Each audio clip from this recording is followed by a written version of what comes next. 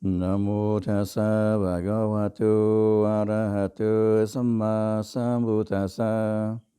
Namo tassa bhagavato arahato samma sambuddhassa.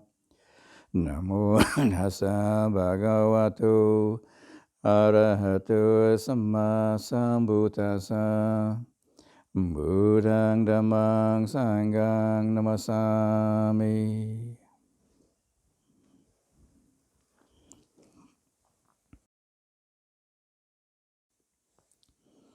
So this is session 8 of Beyond Eye Making, and it's a little bit of a continuation of last week.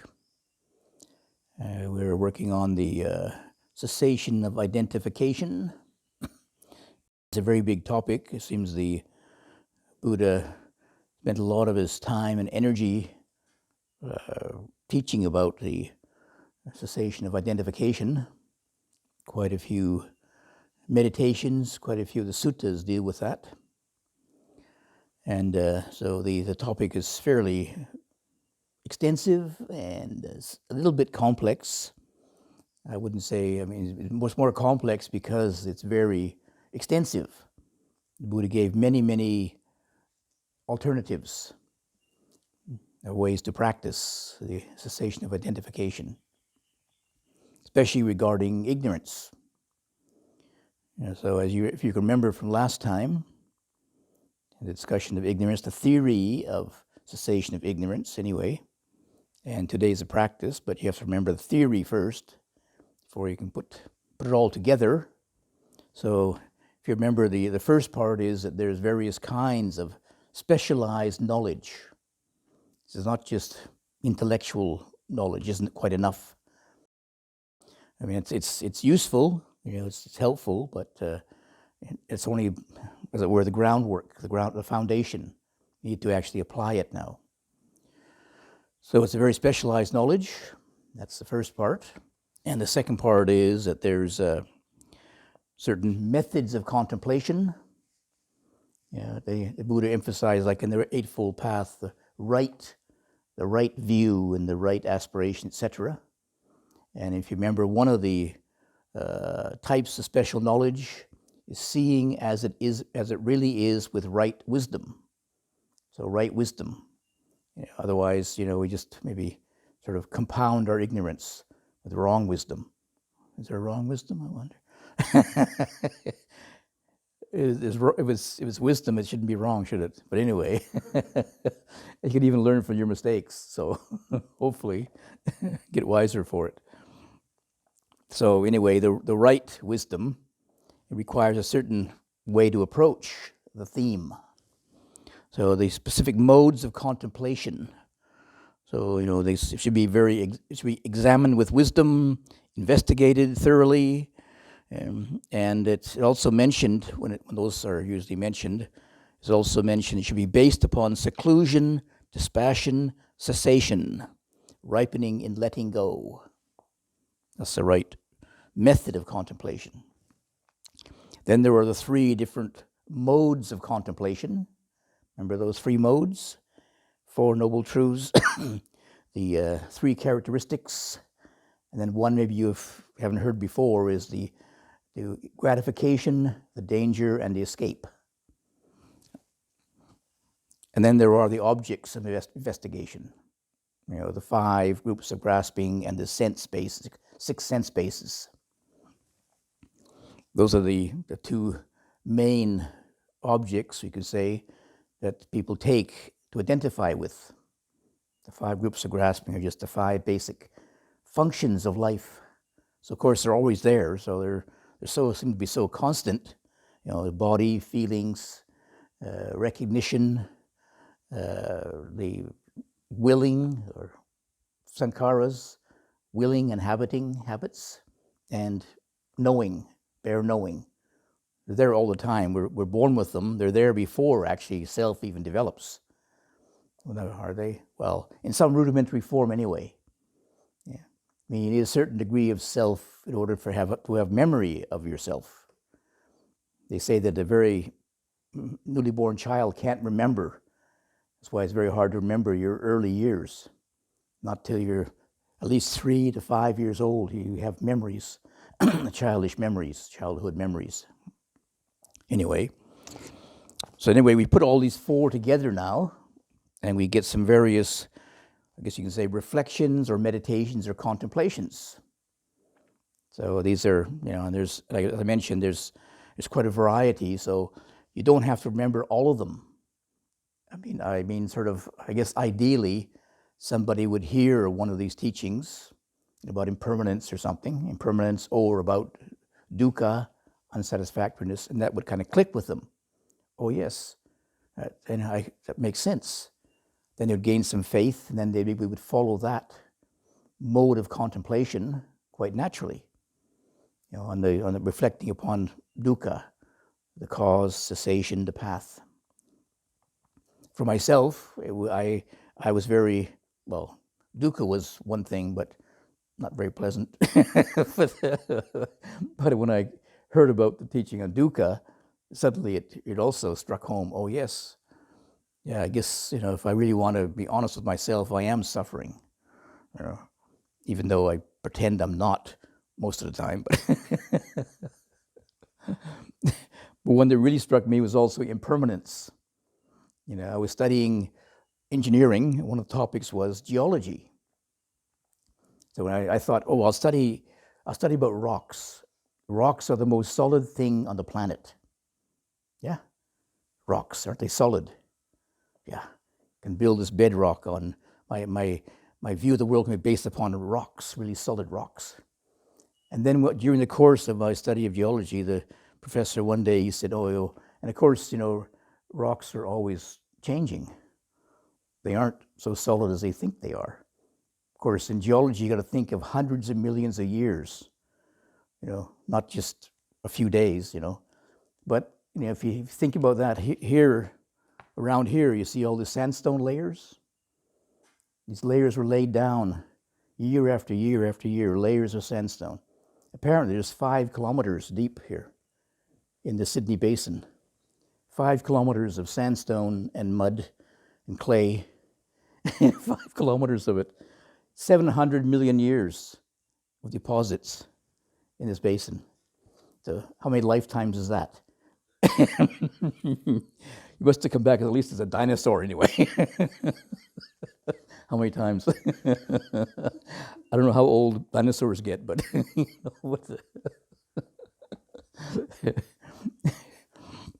when I was visiting Portugal one time, we went to this, the abbot knew about my interest in geology, so we went to this old quarry, and they had found footprints of dinosaurs 174 million years old. The footprints, not the dinosaur, just the footprints in the clay of this quarry. So you walk around and see you walk in the footprint 175 million years ago. And they were huge. You don't actually want to be there when this guy's walking around. Then we went to some cave somewhere underground, and these stalactites, these things that drip down, it says calcium deposit, so there's 1 drop every year or so. It took 30,000 years to make this 1 2-meter pinnacle or something. 30,000 years. So you got to think a little bit bigger time scale when you think about impermanence of rocks, but they are impermanent too. So that really kind of struck me as, where is there any permanence? Where's there some solidity in life? And the solidity I found was in the Buddhist teachings. Yeah, the only thing permanent is impermanence. So, what a relief. So anyway, now we apply these 4 back to the 4 objects again, the 4 themes, and then we take up, the first one, the contemplation, say, of the 5 groups of grasping. We're going to apply it to these, the knowledge, the method, and the mode to these 2 different objects. So the first one, the 5 groups of grasping, and it's helpful to start off with a right attitude towards it. which is very well summed up in the teaching on Satipatthana, the arousings of mindfulness. One abides contemplating the body as body, earnestly, clearly comprehending and mindful, having put away covetousness and distress concerning the world. I mean, covetousness and distress will be put away if the mind has enough concentration, basically. Ideally, if you have enough calmness of mind, that a lot of the habitual activities, interpretations, reactions to things are quietened down, so you're able to be more mindful and clearly comprehending of what's actually the body, for example, body, feeling, states of mind. In this way, one abides contemplating the body internally. One abides contemplating the body as body externally, or internally and externally. One contemplates the nature of the arising of the body. One abides contemplating the nature of passing away in the body. One abides contemplating the nature of arising and passing away in the body. Or mindfulness that there is body is established for the purpose of knowledge and mindfulness. One abides independent, not clinging to anything in the world. That's a pretty good start, isn't it? Maybe you can that's all you need right there. So then we can make it apply these various modes, if you like. Just an example. Here, bhikkhus, the instructed noble disciple. So you're instructed, but maybe not noble yet. Noble means enlightened, but at least you're instructed anyway. You know the practice. They clearly know, another form of knowledge, remember, clear knowledge, clearly knowing, embodying, clearly knows the origin of embodying, clearly knows the cessation of embodying, and clearly knows the path to the cessation of embodying. Then likewise with feeling, recognizing, willing, inhabiting, bare knowing. This is called true knowledge, and to that extent one has arrived at true knowledge. Got that? Clearly knowing the arising, what they are first, embodying is, what's the arising of it, what's the origin, cessation, and the path of cessation. And then the same kind of system is applied to the gratification, disadvantage, and escape mode. So you fully understand, as it really is, the origin and passing away, the gratification, disadvantage, and escape regarding embodying, feeling, recognizing, willing, inhabiting, bare knowing. This is called, friend, true knowledge. And if you may remember, the gratification is sukha somanasa, I would say the well-being and ease that comes out of the body and feelings, and that's the gratification. And special meditation to help abandon the view of gratification is perception of impermanence. You notice that the gratification comes and goes, and then you notice that becomes then the danger of it. The danger of these 5 groups of grasping is, oh yes, it is they can be gratifying, but it's not all the time. It happens sometime and it disappears, it's gone. So you're left kind of high and dry. If you're holding on to it, expecting gratification all the time, tough luck. You're going to be disappointed. So when that realization clicks in, then you realize, oh, there must be an escape from it. And the escape is to put away the chanda raga, desire and passion for it. So, you just recognize, oh, there is bodies, embodying or body there. It is pleasant sometime, not so pleasant sometime. But you don't make a big issue of it. You don't hold on to it. You don't have desire for it to be a certain way. You try to look after it as best you can, but you realize better just to let it be its own thing. The body is the body. Without I want it to be this way, I want it to be that way. So you can put away that desire for it to be a special way, passion for it. Some people are like I would say maybe people who are more athletic-minded. Some of them are very passionate about their bodies, right? They spend a lot of their time and energy just working out their body, trying to get strength and trying to get healthy and all this, and still they're going to get sick, old, and die. But don't tell them yet, maybe, or when they're ready for it. They say, I read somewhere, you spend half of your income on the last year of your life for medical expenses. Just the last year, and you still die. Why don't you save half your income and die early? I don't know. Wait a minute. I didn't say that. No recommendation. I'm not promoting euthanasia. I'm just saying, but maybe just don't be so obsessed with survival or living as long as you can, And I'm not that old yet, but gradually I notice that more often you kind of lose your your lust for life. You think, oh my gosh, another day like this. Oh, I think I've had enough. I remember my mother saying that. She said, "Oh, I think I've had it." When I was seeing you at first. She'd say, "Oh, I want to live and see my grandchildren and all this." And then after a while, she began to say, "I don't know. I think this living is too hard." I think the discomfort of living was too difficult for the joy of seeing your grandchildren for a few minutes. So anyway. So then from the Four Noble Truths mode, and the gratification, disadvantage, escape mode, we come to the three characteristics mode. Like I mentioned, the Four Noble Truths mode was the most popular one, the most widely used. I think it was the most, maybe you say universal, or applied to the biggest variety of people.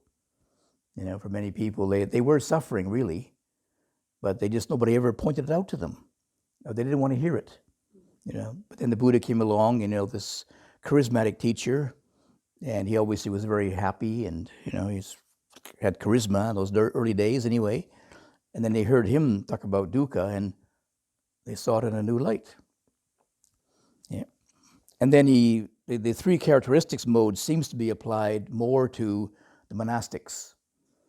It was more of a specialized teaching for those who already had a fairly good grounding in spiritual practice, I would say, because it did require some investigation.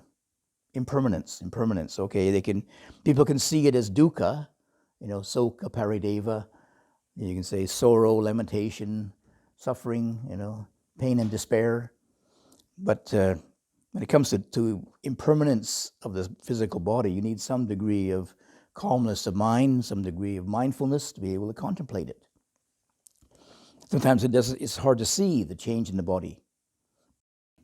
If you're observing the breathing, of course, the breathing comes in and it goes out again, in and out, in and out. Sometimes you can notice just in the course of one sitting, right? You sit down and the body is comfortable, and and very, very, you're happy to be able to sit after this long walk up to the sala under your blankets. But then after about 45 minutes, then my knee, my hip, then you have to get up and walk, even though you have to leave your blankets behind, you still have to get up. Sometimes you can see that impermanence within, half an hour or so, 20 minutes. Longer now, 45 minutes, now that you're becoming more expert at sitting. Other times, unless you have that period of being able to consistently observe the body, it's hard to notice. How many times people, the average person going to work, you go to work in the morning and you just go through the day and come back, and you might notice, oh, gee, I feel tired. But the first time they actually notice the condition of the body. If you happen to notice, just check in to the course of the day, you might have noticed. Now you get to your office and you sit down and after a little while you get a backache. And after a little while you have to get up and walk and have a coffee, and then you get hungry and you have to go to the toilet. But if you use that as a contemplation, you can notice how this body is in constant change all the time. It just seems like you just sit yourself down there, and if you just look at somebody else, they're just sitting there. Yeah, like the body hasn't changed, just a mannequin or but then ask them how they're feeling. Oh, I got a back.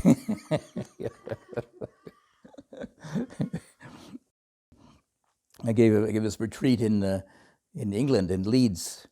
There's a small group of people there, and I didn't know them very well. So usually I keep my eye open to who looks like they're suffering the most before. Then I have their interview first. You see.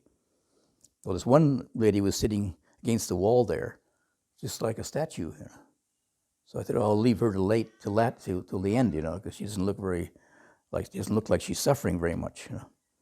So I interviewed the other ones, and then I interviewed her, and she was saying, "Oh God, I'm dying."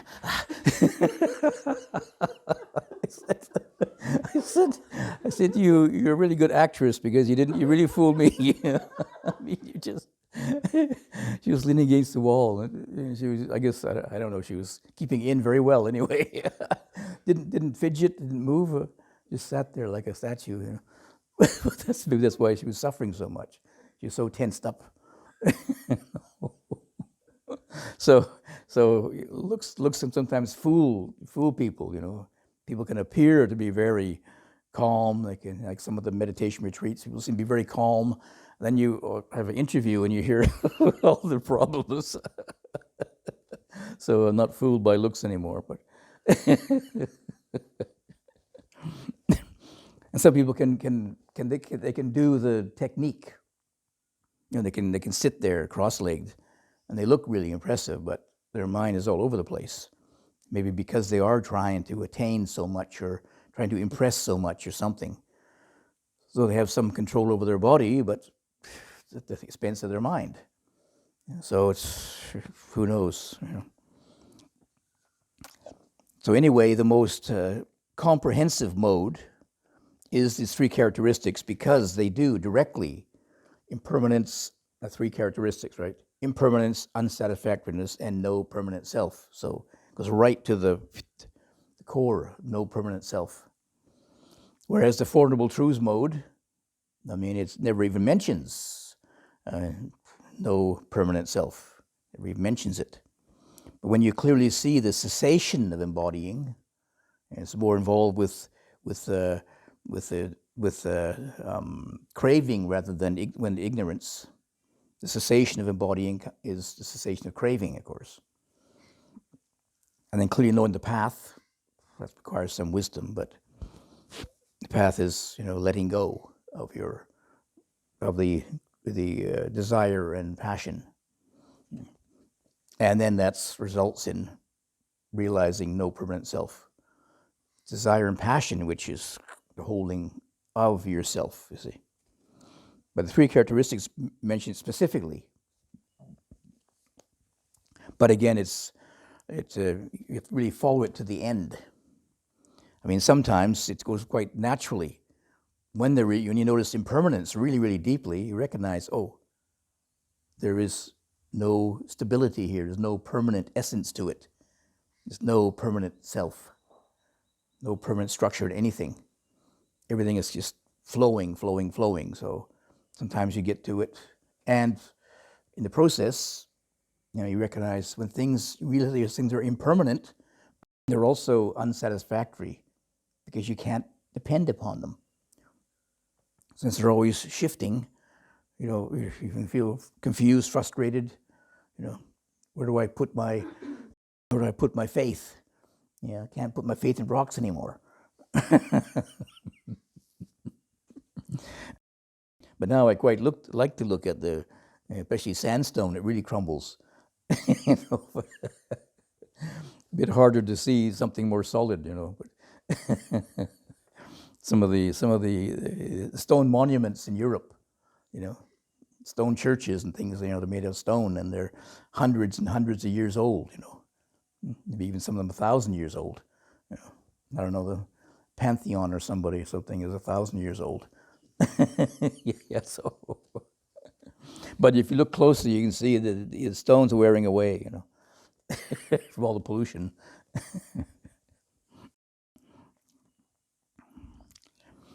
So again, trying to see the three characteristics. I mean, it's helpful just even to I think reflect upon impermanence, just intellectually. Things are impermanent. Things are impermanent.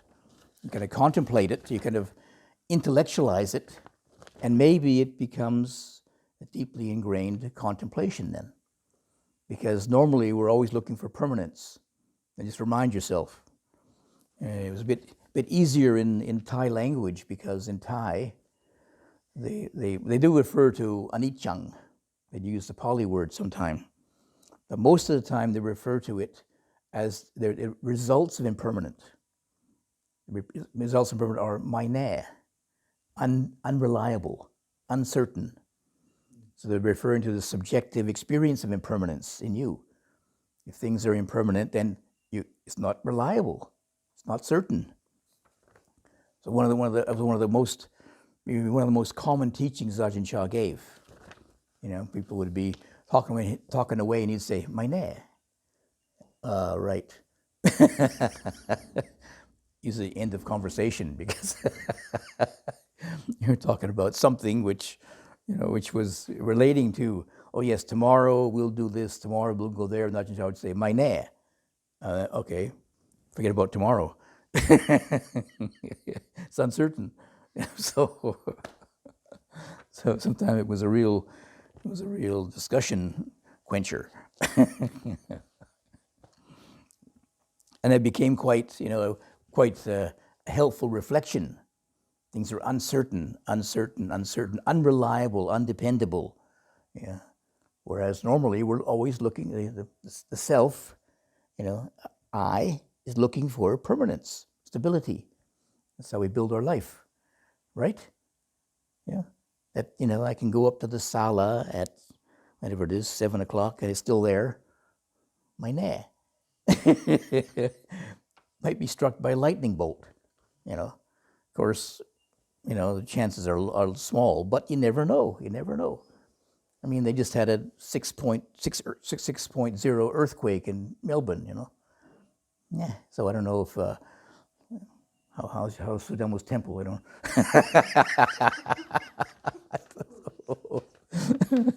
Didn't hear anything, so I guess it's still there. It was a house anyway, so it's only one story, I think.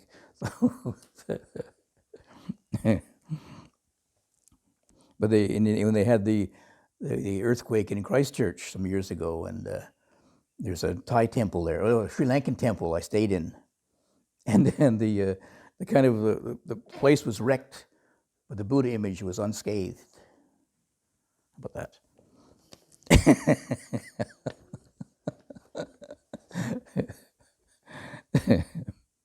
Anyway, the contemplation of the 5 groups of grasping, usually these contemplations, the 3 contemplations, are usually put in a form of a dialogue. The Buddha is engaging with some of the disciples. So he says, "What do you think, monks? Is a body impermanent or impermanent?" We'll say, "Impermanent, Venerable Sir." What is impermanent is what is impermanent unpleasant, dukkha, or pleasure, or pleasant, sukha. Unpleasant, Venerable Sir. Is what is impermanent, unpleasant, and subject to change, suitable to be regarded as this is mine, this I am, this is myself? No, Venerable Sir. That was one of the Buddha's approaches, was not just to preach to them, but to engage people. Think for yourself. So when he was able to ask the right questions.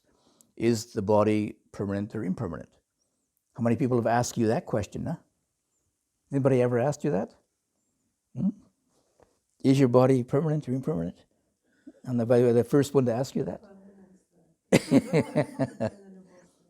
Yes. Is what is impermanent, is it pleasant or unpleasant? Are you just reciting that, or do you actually know?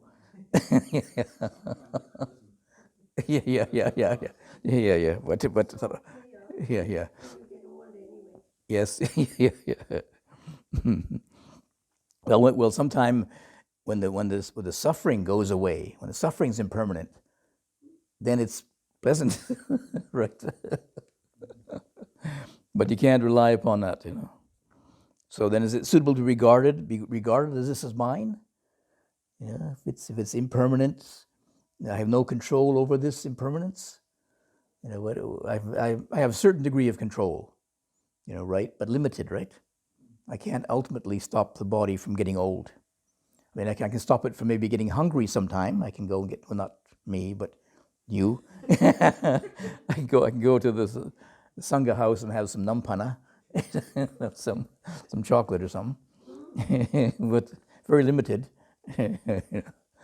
but I can maybe have some control over thirst and hunger, maybe some degree, but not over old age. And then sometimes very little over sickness too. Not much I can do about sickness. Maybe just to take a painkiller and not experience the pain so much, but still get sick. So therefore, they apply this, of course, and the Buddha goes through the body, feelings, recognizing, willing, inhabiting, bare, knowing again, the 5 groups of grasping. And then the result of that is, I don't know if you got to that yet, but when you see all that really as it really is with right wisdom, to be seen as it really is with right wisdom, yatta bhutang samma panyaya. This is not mine, this I am not, this is not myself. Then one becomes disillusioned, nibbida. You know the word nibbida? Maybe. Oh yeah, yeah.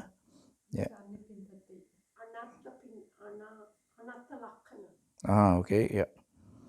But that's more to do with the liberation part of it, anyway. But the results of this investigation are, from this right wisdom.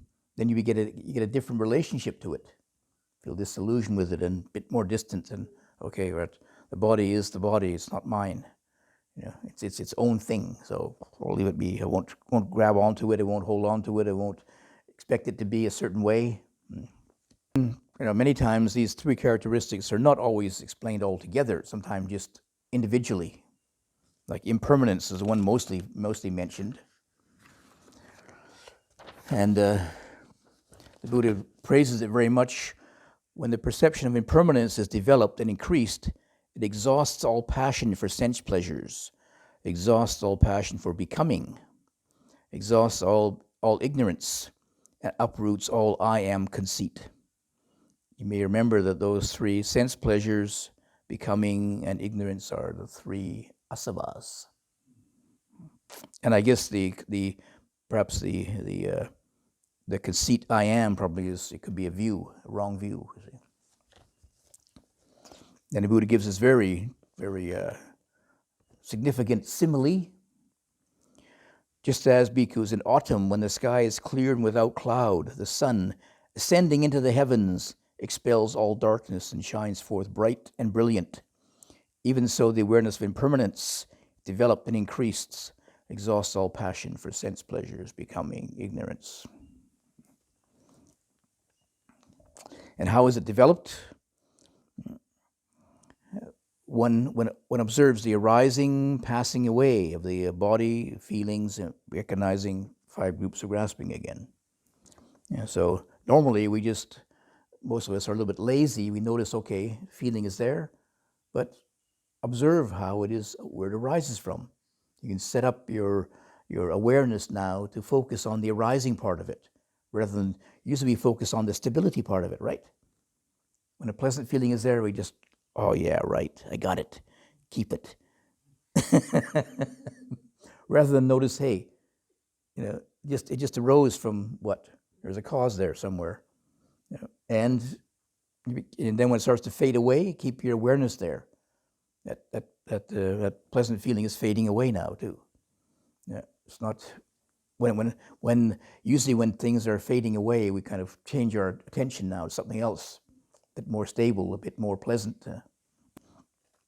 But now to make a conscious effort to observe, not just the stability of it, but the arising and ceasing part of it.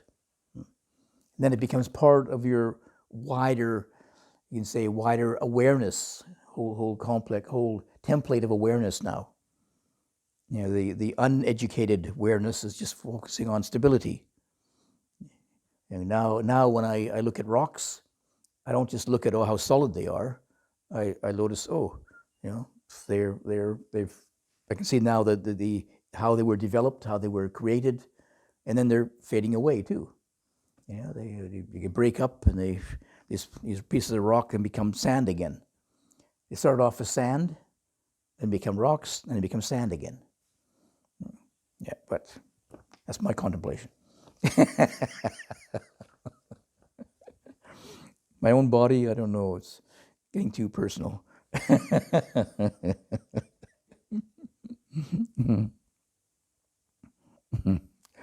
So when we recognize this impermanence, there's various ways to do it. You can notice their change, fading away in cessation. And one can notice that they are impermanent conditioned, that they have certain conditions to be there. Like pleasant feeling. Reflect upon the various conditions required for pleasant feeling to be there. What do you need for pleasant feeling?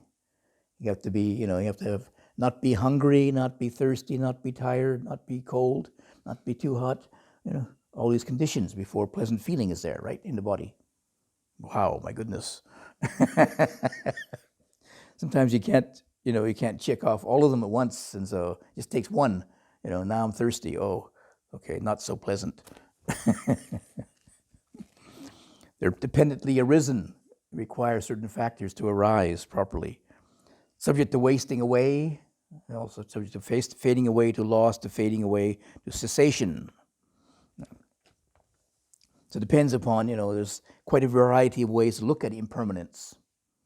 The arising and the passing, the conditioned nature of it, how it is, it depends on many factors, and that this impermanence means that it rises, but because it is conditioned, it's just propped up. Any of those factors can pass away and it's gone again. Your pleasant feeling, it takes all those things I mentioned, absence of thirst and hunger and fatigue, any one of them can pass away, and then the whole deck of cards collapses. Deck of cards, whatever it is, anyway. Whole edifice collapses then, and pleasant feeling isn't there anymore.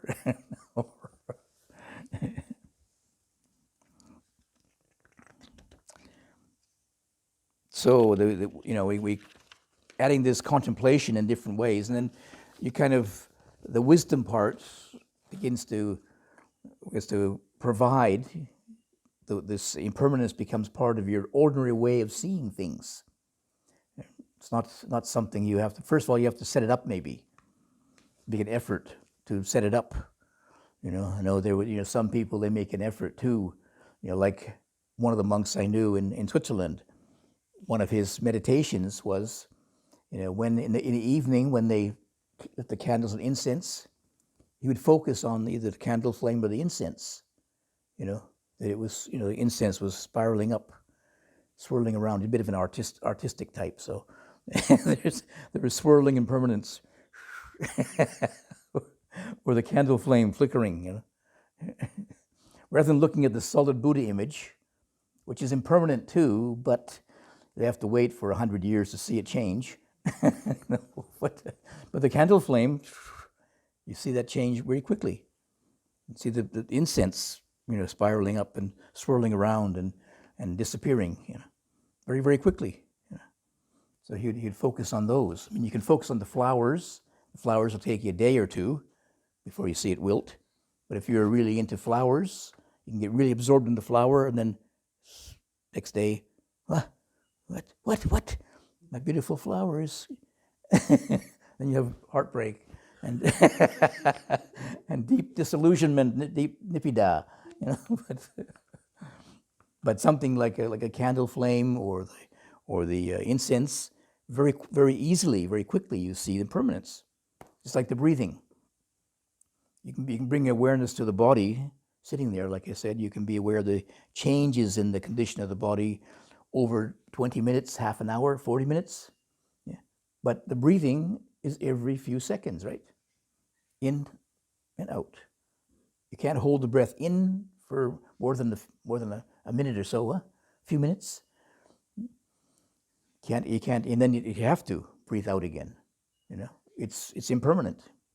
The air is the breathing. The breathing is an impermanent process. If you try to stop the breathing, you probably would pass out first. Your body would pass out from the strain or lack of oxygen, but then you'd automatically start breathing again when you're unconscious, and no control over it, really, no ultimate control.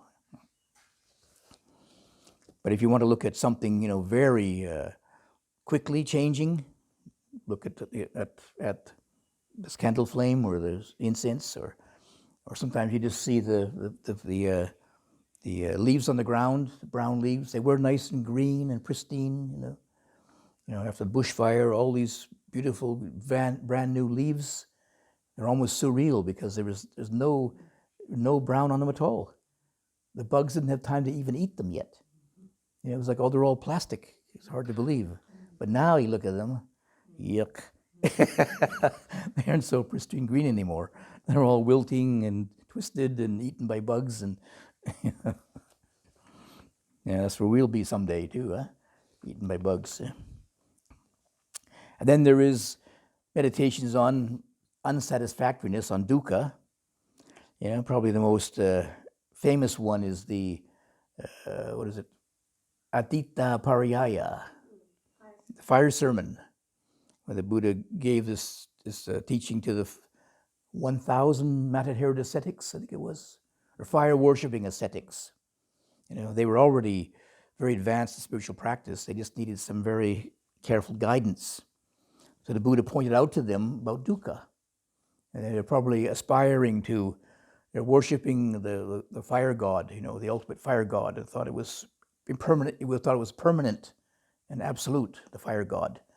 And then the Buddha used that simile, and he says, that image, and he says, bhikkhus, all is burning. Yeah.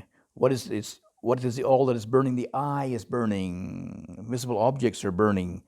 The eye knowing is burning. Eye contact is burning. Feeling is burning. And then burning with what? The fire of passion, the fire of anger, and the fire of delusion. Burning with birth, aging, death, sorrow, limitation, pain, distress, and tribulation. And then the ear is burning, the nose, tongue, body, mind. All the six senses are burning.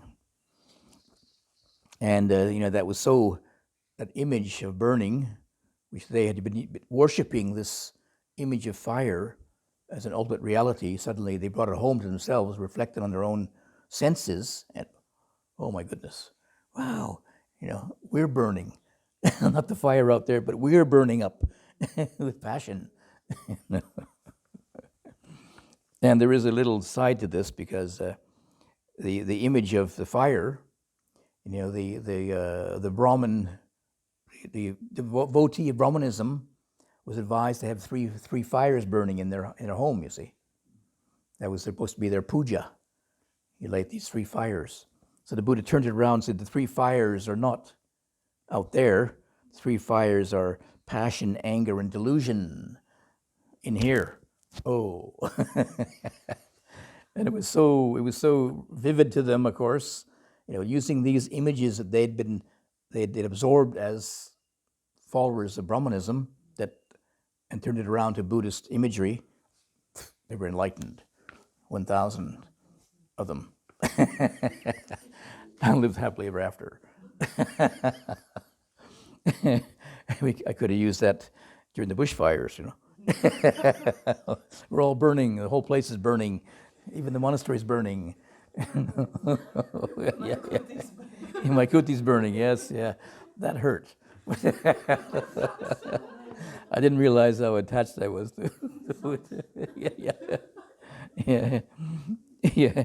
All these years I've been traveling, I always stayed in different, different countries, different places, different kutis, hundreds of different buildings I lived in. Hundreds maybe 100 or so, And then I was in that one, just again, it was a Mahatera kuti. It wasn't mine, just a Mahatera kuti. When it burned down, I realized maybe it is mine.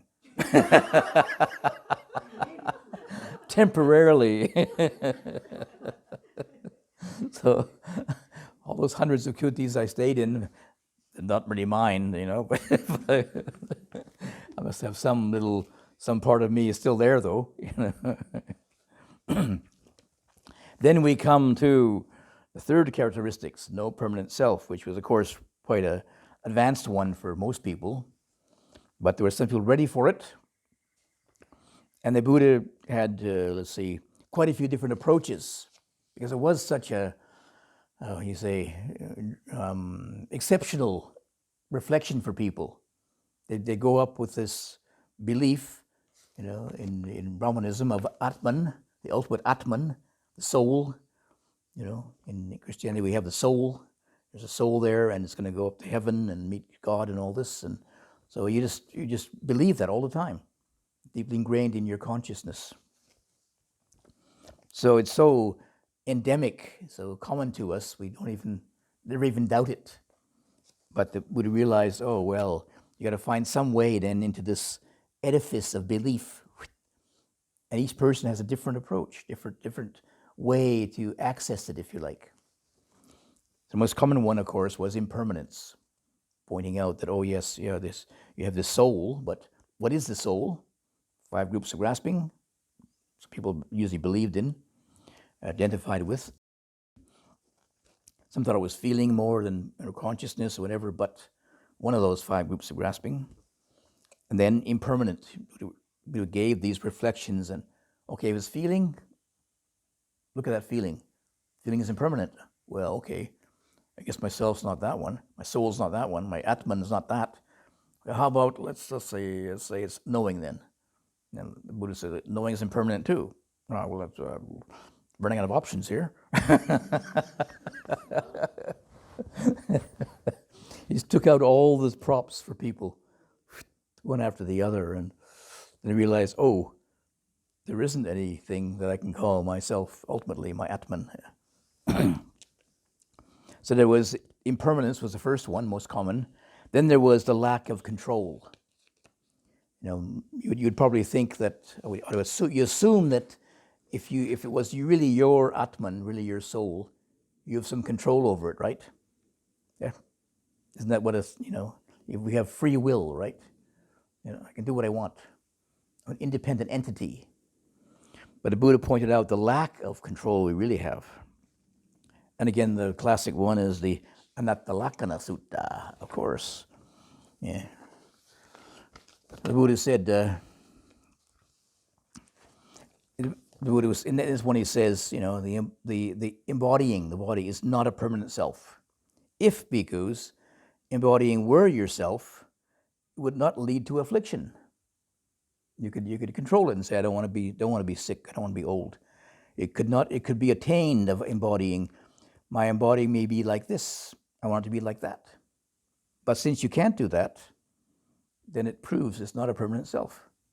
You can't, if you think your body is your ultimate soul or self or Atman, and it's going to get old and sick, whoops, you got no control over that, have you? So, okay, take that one off the list.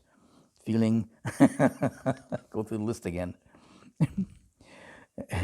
Memories, willing, inhabiting, bare knowing again. So anyway, he says, because you can't find any control over it ultimately. We have limited control, right? We have some control, just like people think they have free will, but the will is not really free. The will is conditioned by all of your upbringing. You notice your choices, your free choices are usually always the same. Not a lot of variety in your free choices. Yeah. I always go to the sweets first. What my body says, it's not me.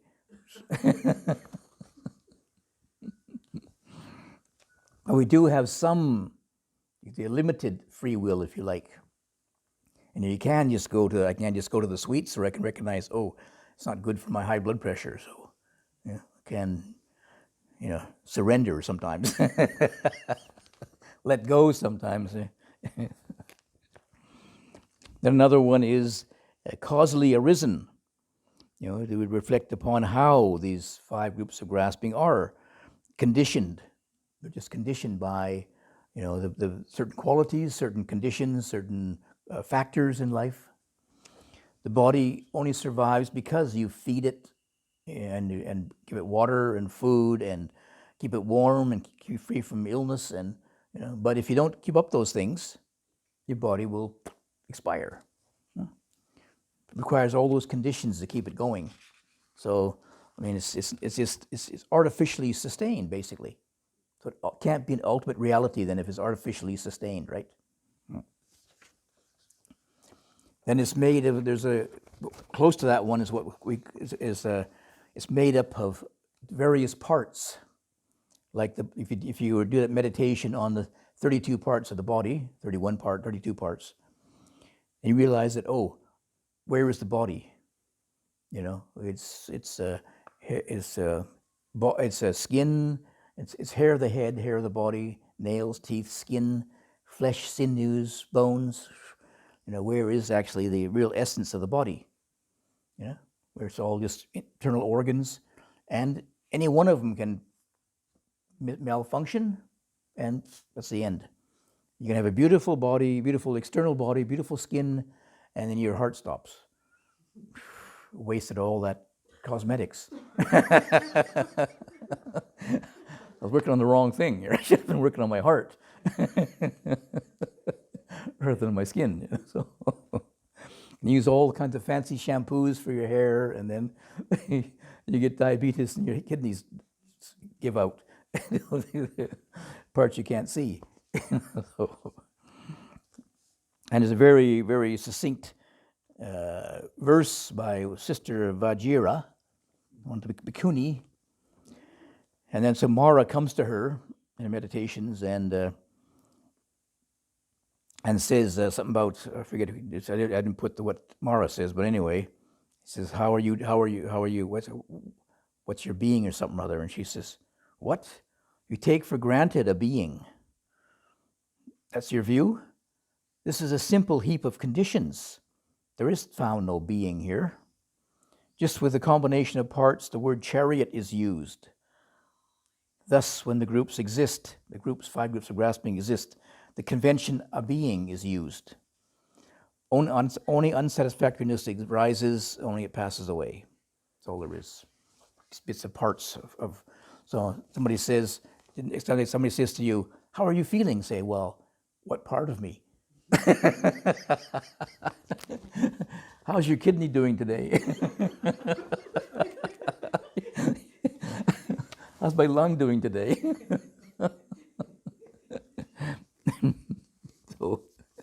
But people don't want to hear that, do they? Most people.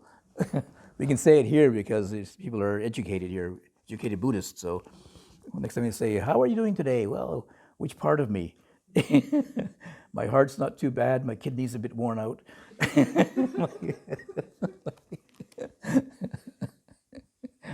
should do a comedy show. And then the 5th one, I think it is here, is emptiness. A little bit more advanced meditation. And the Buddha, Ananda asked the Buddha, what's emptiness? What's empty world? It is Ananda because it is empty of a permanent self, what belongs to a permanent self, that is said empty world. Then the 5 groups of grasping are empty of these things. No, the 6 senses, Buddha gives the 6 senses are empty. And then there's a sutta in the Sutta Nipata. Look upon the world as empty, Mogaraja, always being mindful. Remove any view of a permanent abiding self, and you may pass beyond death. If you view the world like this, the king of death sees you not. I mean, if you can disidentify with your body, the body dies, but you don't die. Just the body passing away, right? So king of death misses you out, yeah? Misses your appointment. So anyway, these reflections. I mean, they are kind of reflections, contemplations to be applied to the 5 groups of grasping, and likewise to the 6 sense bases. Much similar reflections: impermanence and unsatisfactoriness and not a permanent self. Depends on which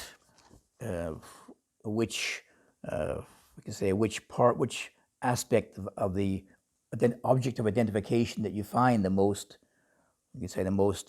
relevant to you at this time. I was out yesterday on the picnic day and looking at the nature, and then I realized, this view is impermanent. This eye that's viewing this is impermanent. Go back there tomorrow and next day, and it's different. My eye is fading.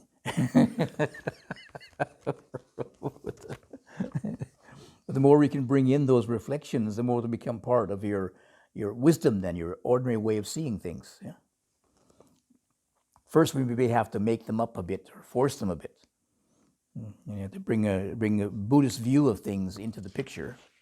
But once we can develop it, it's developed, then it becomes part of, there was somebody did some studies, some psychological studies of some of the meditation masters.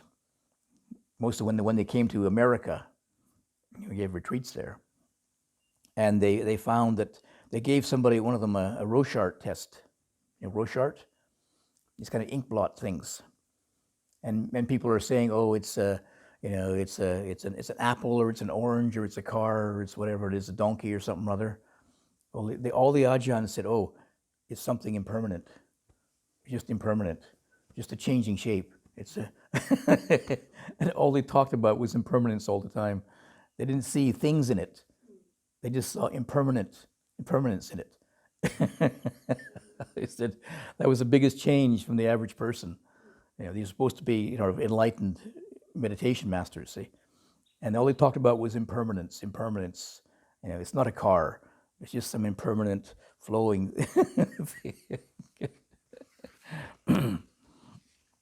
There's 2 of the 5 groups of grasping which are they're mentioned often in the suttas. That is body meditation and feeling. These are mentioned, and these are, of course, 2 of the main themes of mindfulness development: body and 9 contemplations, 5 contemplations of the body in the Satipatthana discourse. So just using one of them, just the body or feelings, can lead to awakening. I would say that because we have the body and feelings are our primary experience of self, like I say, it takes a bit of self to have sanya, the memory and the thinking and consciousness, maybe knowing, maybe is there. But feeling and body are there right from the very beginning. So that's probably our primary source of identification. So reflecting upon the impermanence of the body can take us right back to our early stages of grasping and holding on to the body, identifying with the body then, and same with feeling. Sometimes the body is related to is also associated with the elemental qualities. Of course, the 4 elements. It's one of the meditations in Satipatthana. And then we apply this, like I say, to the sense bases, similar things. But one of the frequent emphasis in the sense bases is about guarding the doors of the senses, or putting a guard at the doors of the senses. You say it's developing more mindfulness with regard to the senses, sense contact. And then you can bring in the contemplation then of impermanence. When there is some awareness right there with the sense seeing, most of the time it happens so quickly, you're back in your head already, you're back in your memory, or you're thinking about it already. But to put awareness at the sense basis, then you become aware of how that is a contact, how then it becomes a memory is triggered off, a thought is triggered off, a whole train of thought is coming off, papancha, elaboration. Oh, it's only seeing. It's only hearing. Oh, okay. End of the story.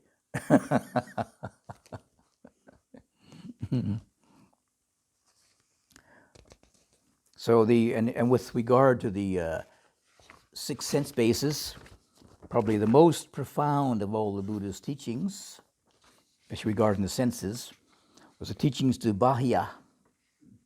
Remember them?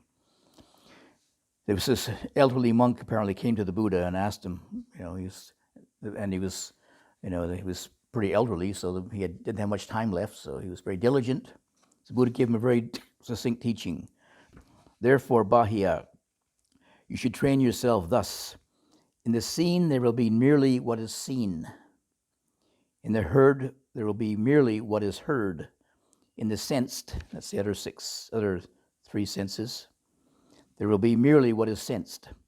In the known, there will be merely what is known.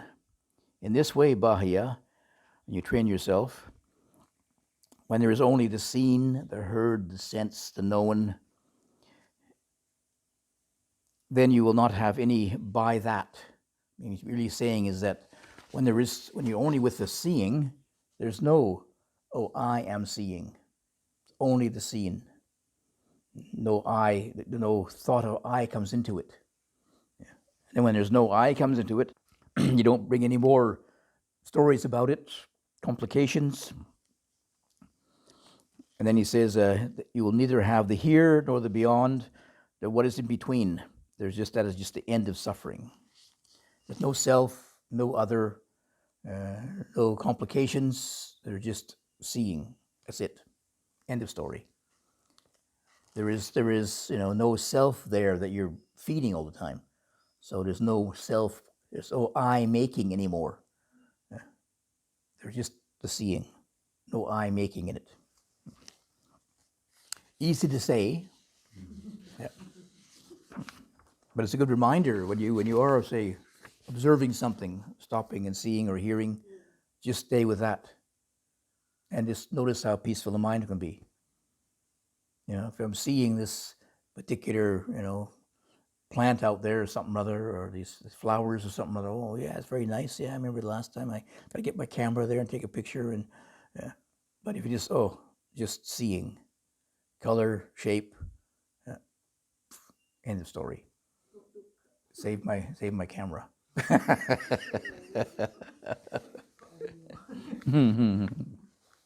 So anyway, there's an extra one, very specialized one, is the contemplation, the four nutriments: material food, contact, mental volition, and bare knowing, which is very similar to the 5 groups of grasping, really. I mean, contact is a cause of feeling, of course. Then there are various methods of liberation, of course. So you can apply, any of these. So somebody, when one of the bhikkhus asked a variety of his companions about how they were enlightened or a thoroughly purified mind, one of them said, when I know as it really is the origin and passing away of the 6 bases of contact, to that extent, a bhikkhu's vision is thoroughly purified. That's the 6 sense bases. And yet the monk didn't like this, went to the next one, and he asked him, and he says, when a bhikkhu thoroughly knows, as it really is, the origin and passing away of the 5 groups of grasping, then the mind is thoroughly purified. Didn't like that one either, went to the next one. When a bhikkhu thoroughly knows, as it really is, the origin passing away of the 4 elements, then his mind is thoroughly purified. That was the 4 elements, or the body again. then finally, he went to the last one, and asked him, and he says, when a bhikkhu knows, as it really is, whatever is of nature to arise, of nature to cease, to that extent, the bhikkhu's vision is thoroughly purified. That's knowing impermanence really deeply. Everything is impermanent. It rises and passes away, rises and passes away. So you have quite a variety of different approaches. Like I say, you don't have to remember all of them. Most important is, I would say, start off with what is relevant to you. Yeah, what is sort of relevant to you at this particular time. Dukkha, unsatisfactoriness, impermanence. Yeah. And then try and contemplate it, so and see it in a new way.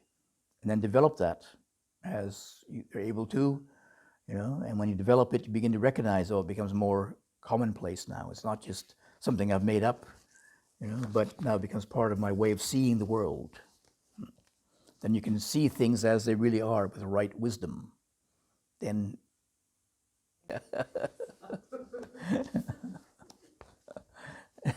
so that was enlightenment in 1 hour. Of course, it depends on the quality now, the quality of the practice, which you're still working on the rest of the week, right?